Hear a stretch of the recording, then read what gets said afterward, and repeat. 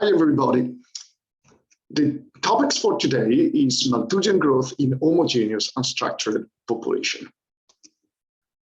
What is called also Malthusian growth. There are a number of basic assumptions that underline Malthusian growth. All the individuals have the same access to resources, regardless population abundance. Population abundance or density do not affect basic ecological processes such as mortality or reproduction. This is why we call this density-independent dynamics. There are always a lot of other important ecological details, heterogeneities, age, site structure, spatial dynamics. Well, in the basic form, we want to take them into consideration. So all these heterogeneities will be overridden. And we will also assume there is no immigration or immigration, just to simplify the problem.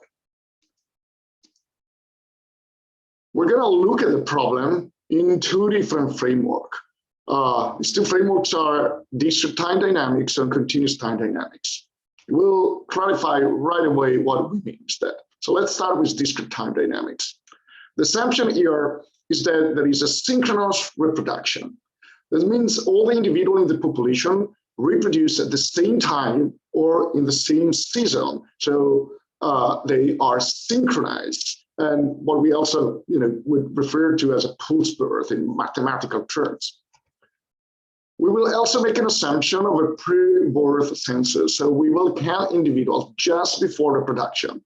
This is just an assumption. We could count individuals after reproductions and would be okay anyway. It just simplify a lot to do this way. So in order to see how we write the balance equation, let's draw an axis here. This represents generation. So we have generation K plus 1, and generation K plus 2.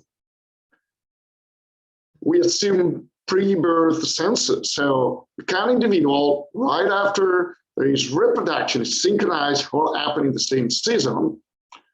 Adults may die or may not. Fraction of them might need to survive to the next generation. For such a simple system, we can write a balance equation, a very simple one.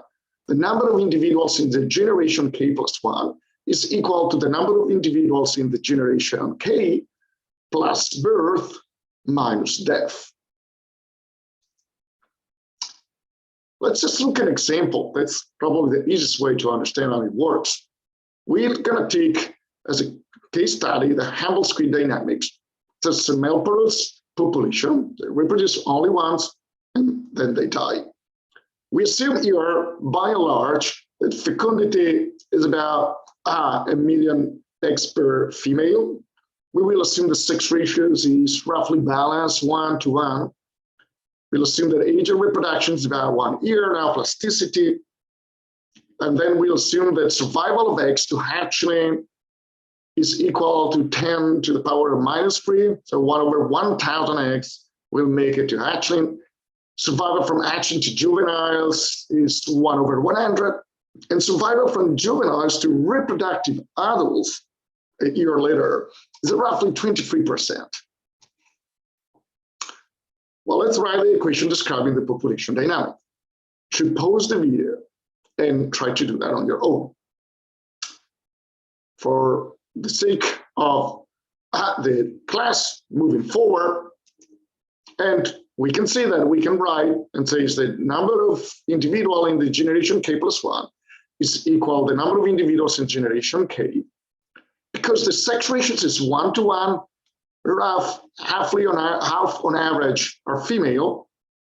So 1/2 over times NK gives us the number of females times the per capita fecundity, and then we're going to add sigma 0 multiplied by sigma 0, the number of eggs that survive to hatchling, and sigma h, those hatchling that survives to juveniles, and sigma j, those juveniles that survive to reproductive adult. We can clump together all these parameters and just substitute for the value, and we'll find that the number of individuals in the generation K plus 1 is equal to 1.15 the number of individuals in the generation K. This means that about the population increased by about 50% generation from generations. Let's see another example for another important local species here in the San Francisco Bay, the Delta smelt. Female reproduce when they are 1 year old, then they die. So there are also Semelparous population. We assume that each female produces on average about 1900 eggs, only 0.1% of the eggs hatch. And then 45% of the larvae will develop into Delta smelt fish and will survive until next year. And we will also assume the sex ratios is 1:1. So again, we need to compute the finite growth rate. Please do that. Just pause the video for a moment, write down your equation, and see what is the result. Again, let me move forward for an iteroparous population with synchronized reproduction. So we consider here the population of anchovies, an iconic species here, the Monterey Bay, in which a fraction of adults survive after the reproduction until the next reproductive event. And assume that these are the demographic parameter. We assume and set up the per capita fecundity, sex ratio, the egg survival to 1 year old, reproductive anchovy, which is reported here, the adult survivor from one generation to the next generation, which is about 30%. So again, pause the video and write down the equation. Let me move forward here. So the number of individuals in the generation k plus 1 is equal to, so the number of individuals I had before, half of them are female, F is the per capita fecundity, and sigma 0 here is the fraction of individuals that of eggs actually that reproduced to 1 year old reproductive anchovy, which is 1/10,000. But it doesn't stop here. There is another element because 30% of the adult actually survive to the next reproductive season, and I can consider this as a way. Now I can group them, all the coefficient, and rewrite this equation in this way: sigma 0 times F times the sex ratio plus sigma 8. And you can see that once we substitute the value, this is just n generation k plus 1 is equal to lambda n generation k. So whether the population is Semelparous or iteroparous, so long as the assumption we referred to before, especially there's no density dependency in affecting the reproductions or the natural mortality of our population, we ended up with a similar equations that represent a geometric growth, the factor lambda. This is the classic discrete time Malthusian growth that was described by Malthus in the essay of the principle of population. Lambda is the finite growth rate of the population, and lambda is larger than 1. The population, of course, growth, because n in the generation k plus 1 is going to be slightly larger than the number of individuals in the generation k.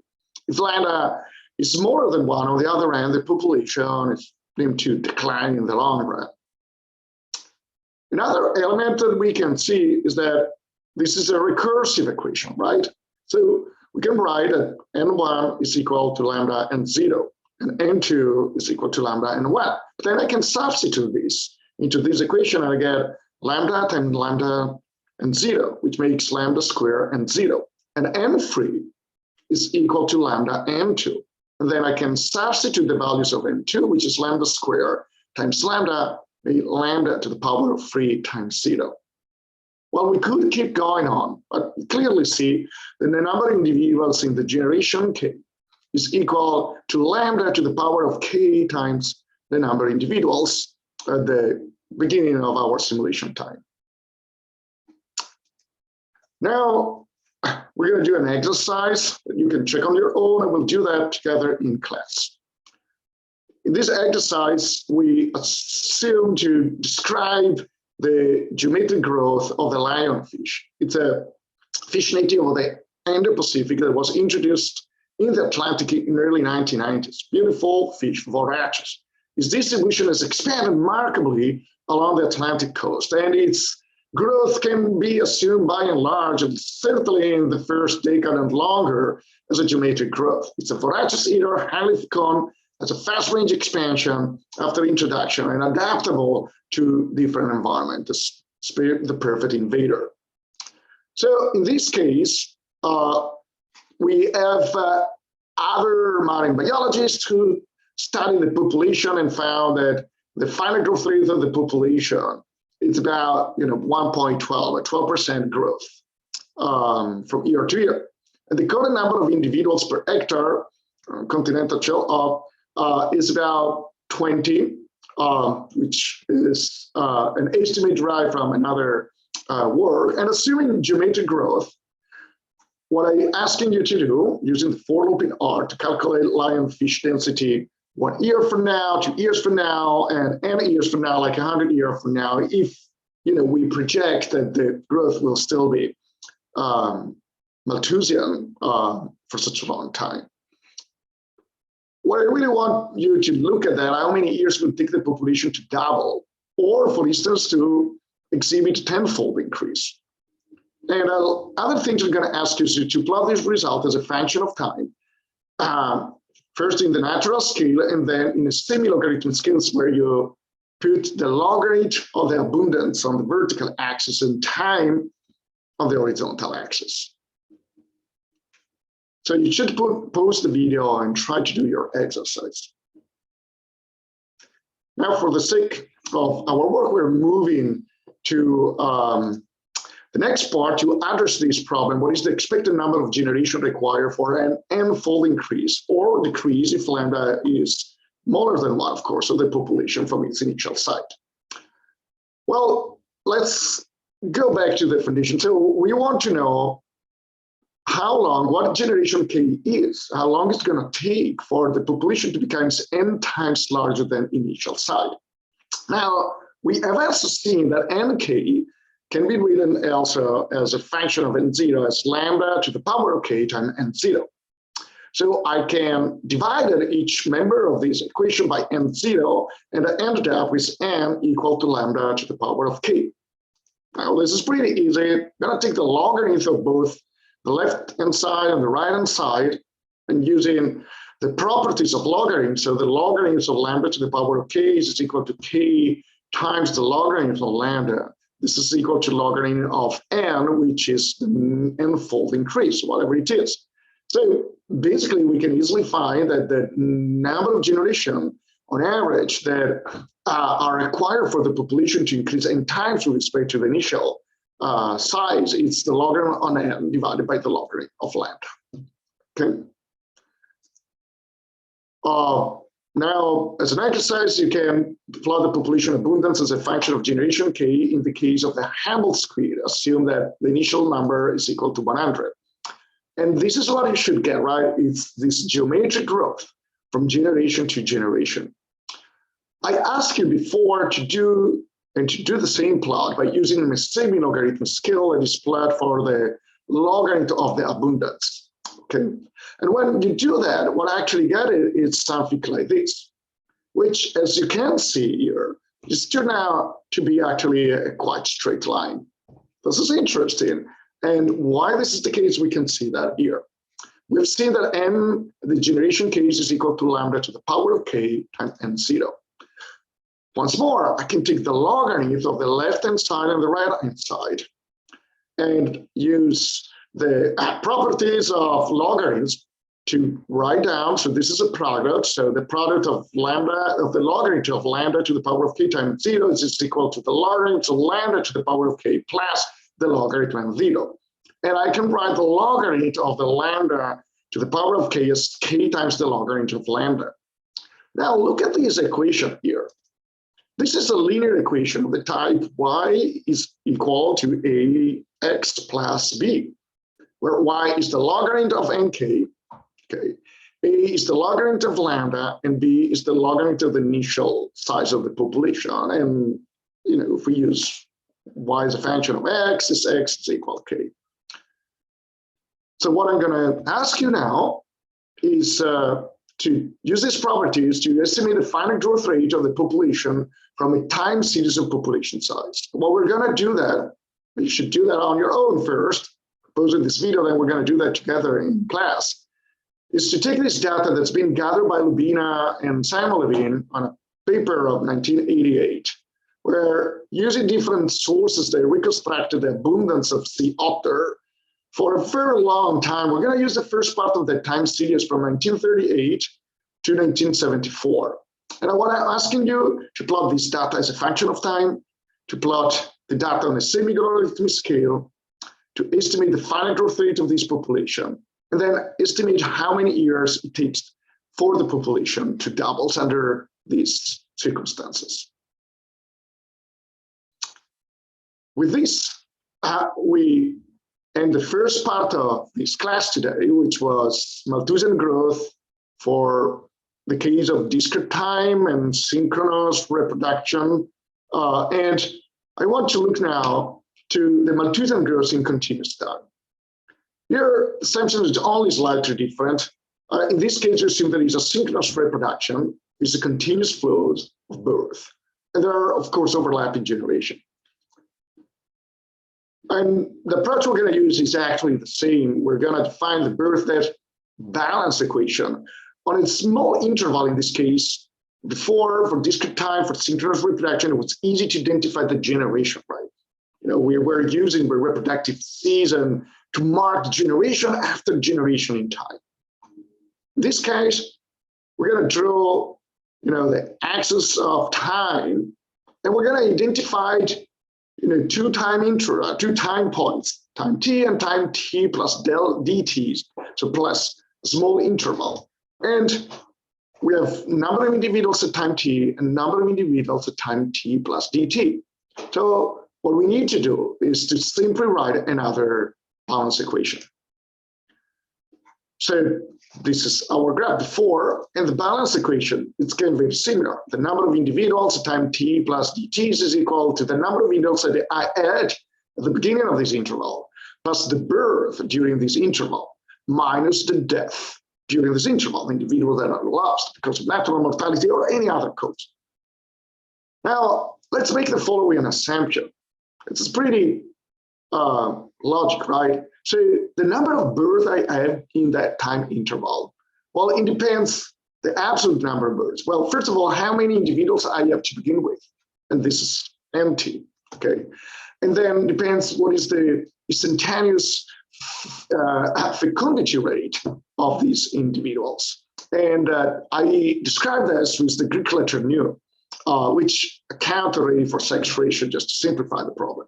And then, of course, the longer is that interval, the more birth I'm expecting to observe in that interval. So the number of births in this interval is given by the product of the per capita fecundity, the number of individuals, and the length of that time interval, dt. Likewise, also for death, right? How many deaths I expect to observe in that time interval, dt? Well, if the, you know, it's going to be proportional to the length of the time interval, to the number of individuals that are in the population, and times nu, which is the per capita instantaneous mortality rate. So I can now substitute from, you know, my verbal birth and death, this, you know, parameters years, and what I get is this equation, okay? And then I can rewrite and group in until I can rewrite this equation as m times n t plus dt minus nt, and I divided each member by dt, so I get these terms here. And here I can group, you know, nt, and so I have n nu minus mu, so the fecundity rate minus the mortality rate as in the number of individuals in the population. Now look at this left-hand term, and this left-hand term, you know, what we can see is that by setting, you know, r equal to nu minus mu and letting dt, you know, this incremental ratio getting, you know, with an interval is getting smaller and smaller, where I can rewrite basically this nt plus dt minus nt dt as the derivative of nt with respect of time. And so we get dnt over dt is equal to rnt, where r is the difference between the fecundity rate and the mortality rate. So r is the instantaneous per capita growth of the population, and its dimension, it's 1 over time, of course. Now that's pretty clear, right? We have number of individuals divided by time. Here we have number of individuals, so r needs to have the dimension of 1 over time. That's why we refer to it as a rate. And when we usually talk about rate in this course here, we will mean we will refer to parameters that usually have a dimension of 1 over time. If r is larger than 0, that's mean that the rate of change of the number of individuals in the population is actually positive. That's mean that incremental ratio that we saw before is positive, which means the population is actually increasing. If on the other hand, if r is smaller than 0, then dn over dt is negative, and thus the population is decreasing. And if r is equal to 0, of course, the population is stationary. Now that is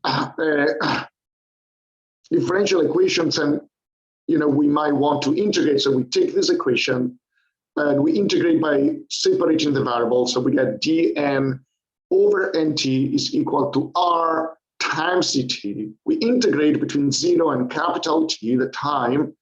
You probably recognize that the primitive of dnt over nt is actually the logarithm of nt integrated with 0 and t, while the integral of this constant r, the instantaneous growth rate, is just rt integrated between 0 and t. There's not importance, so it's just equal to rt.